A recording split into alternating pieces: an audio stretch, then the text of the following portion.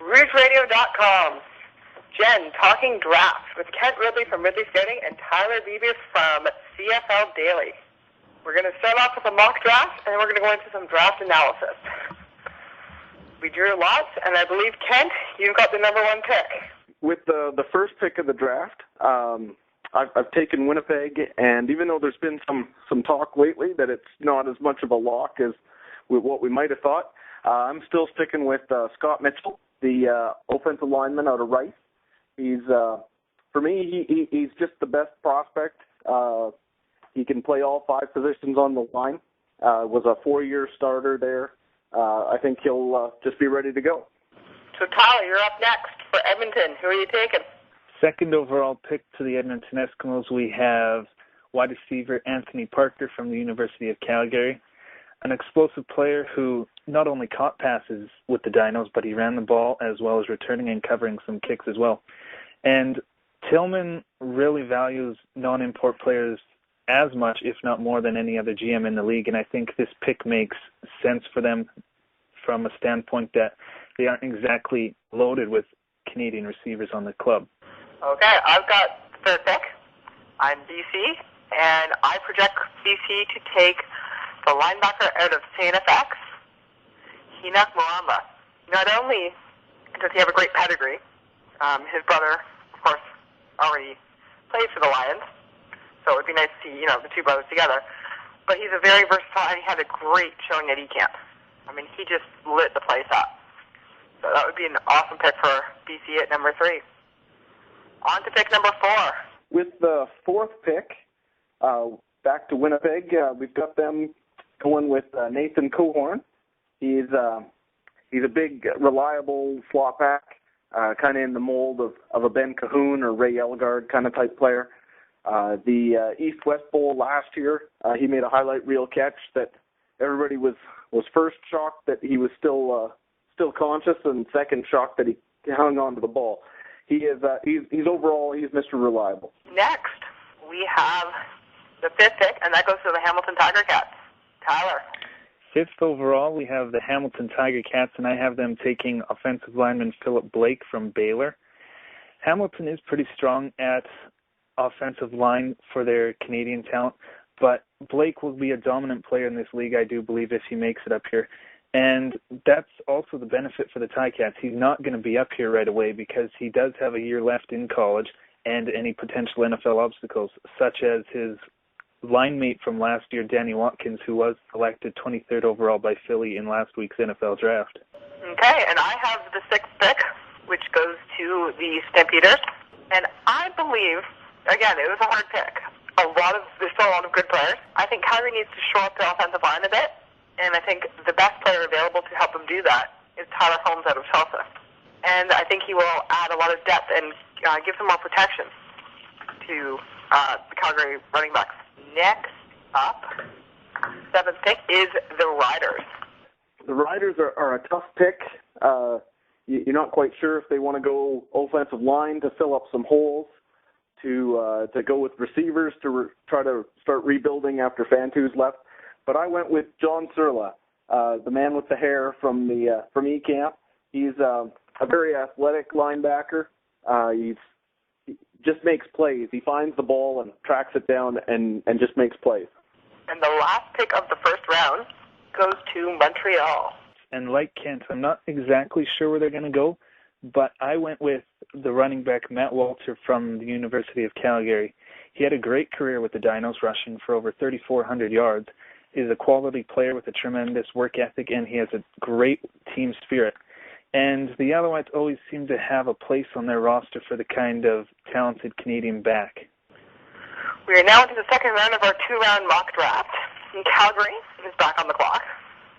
I think Calgary needs receivers.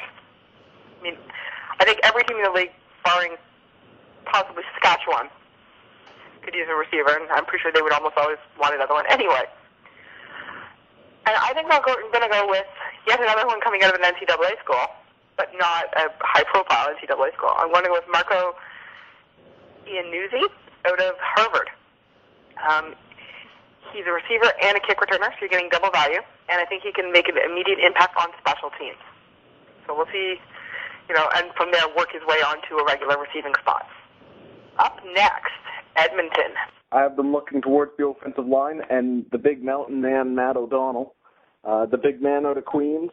A lot were thinking he would be a top 5 pick at this point of the year last year, and he slid down to the second round. But I think he's got a serious chance to make a big impression on somebody's training camp. I mean, yeah, the guy is 6'10". It's hard to, imagine. He's a big guy. Yeah, and a 5.43 40 at E-Camp. I mean, seriously, when you're talking, 340 pounds plus and you're running a 5.43. So on to the next pick. Tyler will be selecting for Calgary, their second pick of the second round.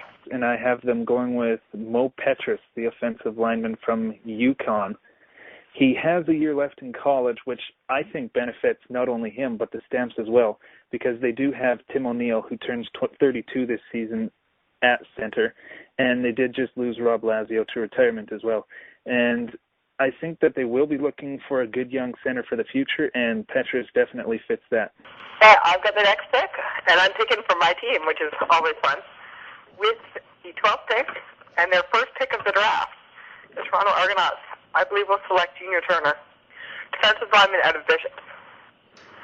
Showed very well at the combine.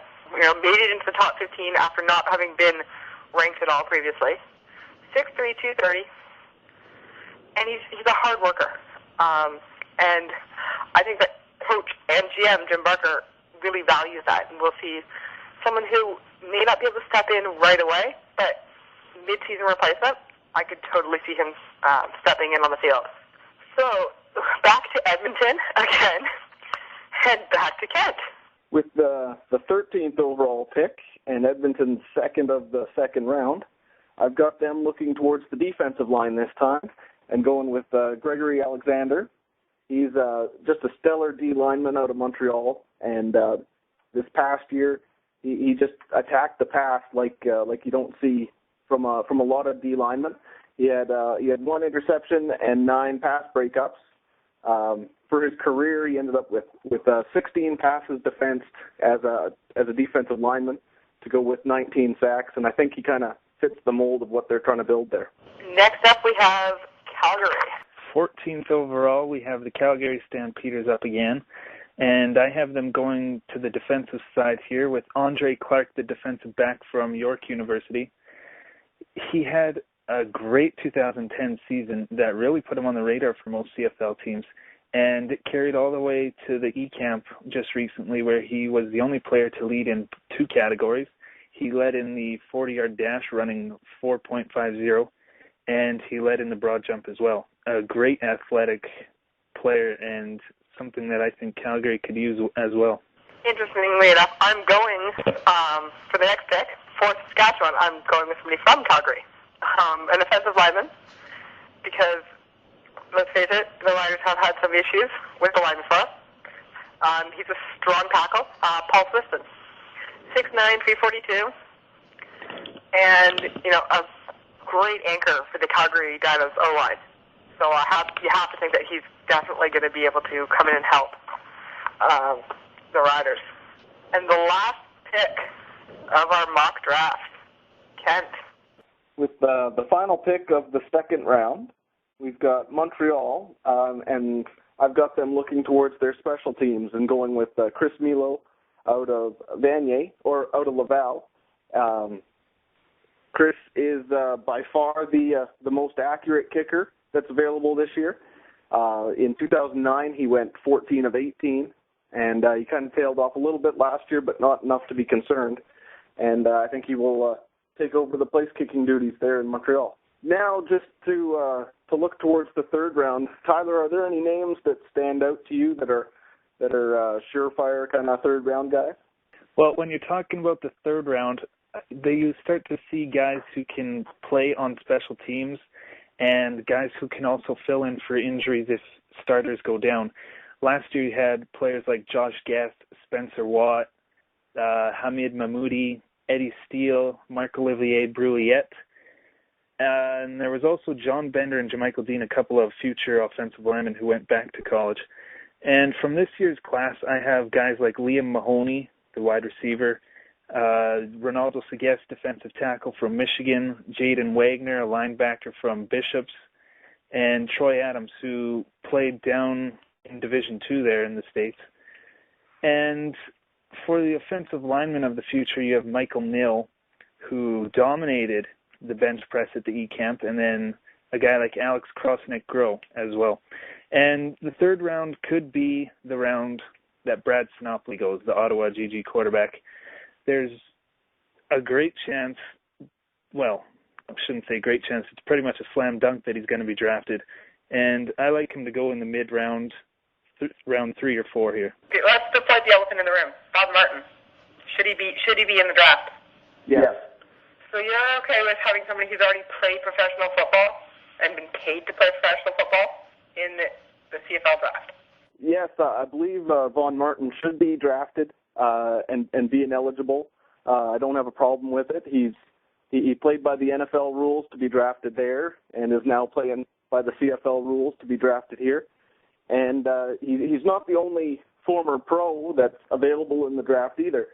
Chris Hodgson is a former minor pro hockey player, and he's up for the CFL draft as well. Thank you so much for joining us. Again, we've had our draft special with Kent Ridley from Ridley Scouting and Tyler Bieber from CFL Daily. And this is Jenn from Rouge Radio. Looking forward to the May 8th draft, noon on TSN.